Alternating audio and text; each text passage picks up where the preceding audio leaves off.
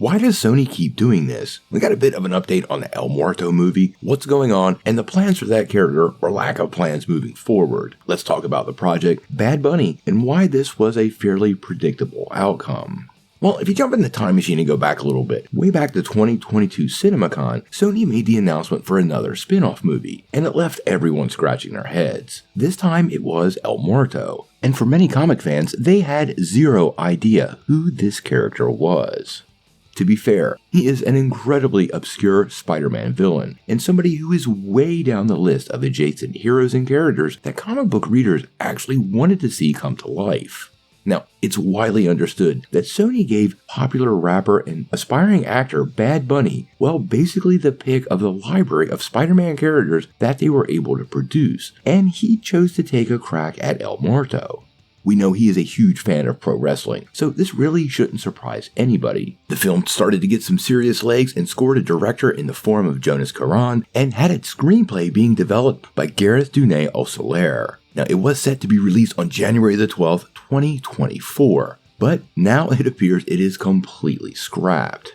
Now, this comes from an interview from Vanity Fair, and Bad Bunny, who is joined by his publicist, Sojili Sola, was asked what happened to El Muerto, and you would think he would have a lot to say since this was a dream role, but not so much. In the article it reads, he hesitates, an awkward silence ripples across the table. Next question, asserts Sola, who is seated at the adjacent booth. I don't know what to say, Martinez replies, calling the issue delicate. Sola sharpens the point. Obviously, it's out, she says of the film.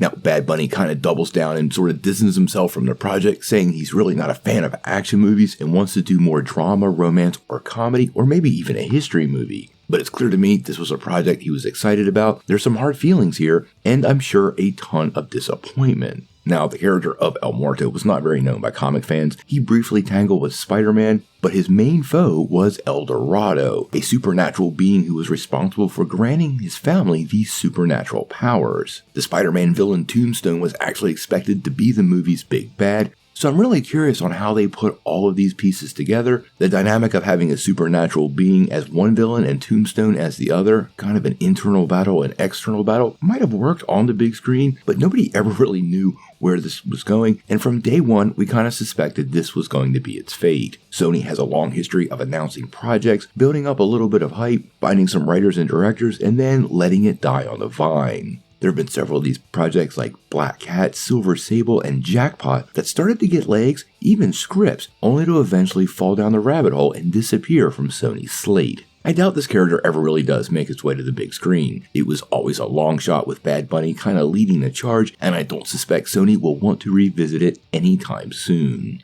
Spider-Man has one of the deepest rosters of both villains and supporting characters, so I know there's a lot of choices for Sony. I don't think we've seen the end of these individual Spider-Man spin-off movies, but it's pretty clear this one will never make it to the ring.